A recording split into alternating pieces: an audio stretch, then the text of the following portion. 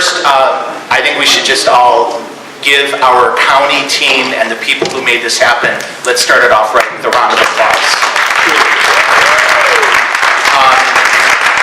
And I have the privilege of introducing somebody who embodies so many of the missions in this room of welcoming our international sisters and brothers, of helping make our community the economic, vibrant place it could be with people from all over the world, making people feel that sense of home. Someone that I know our county executive looks up to wanted me to share a prayer that his mom used to say to him. She was from Poland, and when they immigrated to Cleveland, she would say to him this prayer every night, and I think our county executive embodies it, and it's pretty straightforward. It goes like this. They drew a line to keep me out, a heretic rebel, one to flout. But love and our county executive had the wit to win. They drew a circle and brought him in. County Executive Chris Ronayne.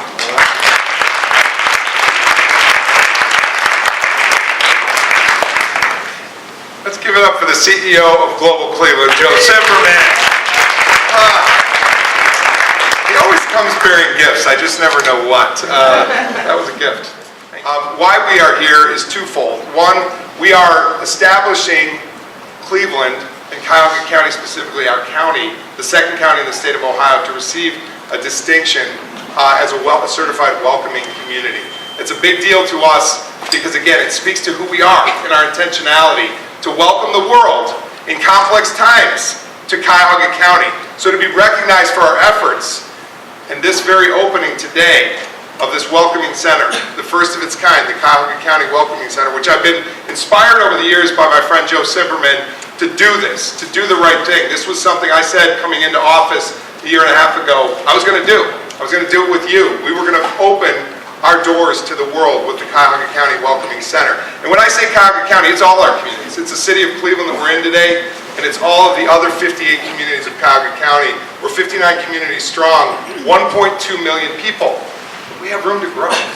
And we've all grown as a community over the years because of our families that came from somewhere else. We all share a root in one thing, the world. From some part of the world came your family. And today, more families are coming to this region and to this city and to this county, and we welcome you.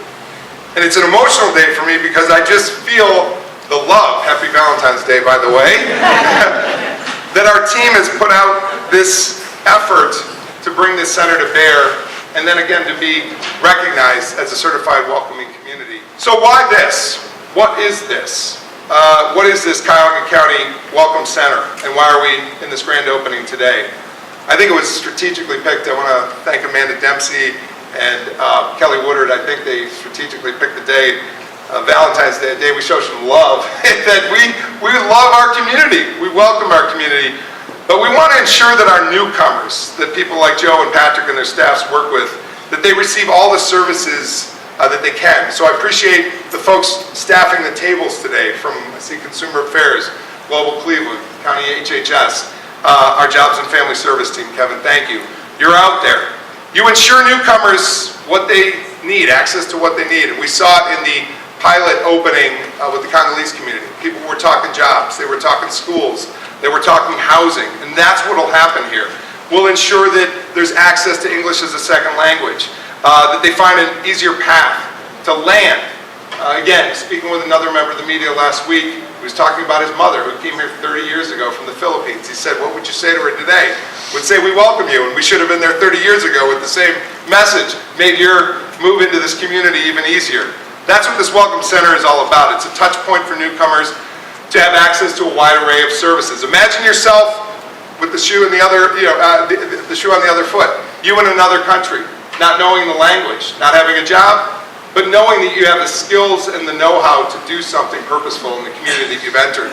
That's why we want you to drop in this center. We want all of our nonprofit partners to let people know we're here and our staff is here. So this Welcome Center will be a foundation to meet, first and foremost, basic needs, but help people with their matriculation of what happens in their life from there, to find housing, to find jobs, to find schools, and to find resources. And in that vein, I want to thank our partners at Global Cleveland and Resource Cleveland as hosts of other agencies that help in that effort. And we will work staff to staff to make it happen. Years ago, Joe Zimmerman showed me a model in Philadelphia. I think it was Ruth Callahan that built the Philadelphia Welcoming Center. I remembered it forever. She spoke at the City Club probably 15 years ago. When cities and counties step up to say we want to be officially designated as a welcoming community, that our public leadership believes in the power of diversity, that we can grow again, a place that's actually declined in population can grow again through the strategic welcoming of being intentional about welcoming the world to our place from wherever you come from. We can grow our economy, we can grow our community, and we can become a much richer place. Because, remember some of the facts. Immigrants represent 20% of new business starts. They're 20% of the entrepreneurs who start businesses in this country, lest we forget. But they also added the flavor of life in the communities. I look to the city of Toronto a lot for inspiration. A place that figured out decades ago, if you welcome newcomers, you grow your city. And you grow it in diversity, and you grow it in intrigue and uniqueness of what it is. That's what Cuyahoga County will be. We'll help people find stable housing, job support, education and language resources, and legal assistance. I want to thank our friends from Legal Aid who are with us today. It's important that the doors are always open here, and I want to say again to the members of the media, this is a first step in our move with our Welcome Center.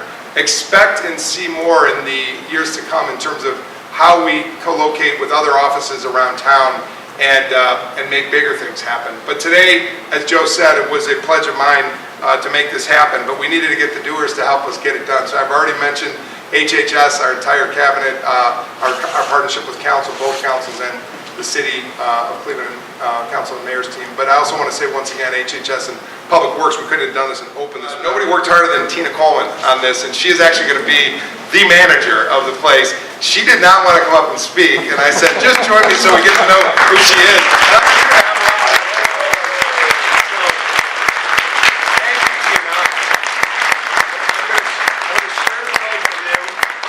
I don't know if anybody equipped you for these questions, so if we don't have all the answers, you'll find them on our website. But we just wanted to get to know the center, what's going to happen here, and add to what I've probably forgotten or not given. But I just wanted to ask you some of the basics about the hours of operation and when we'll be open. So,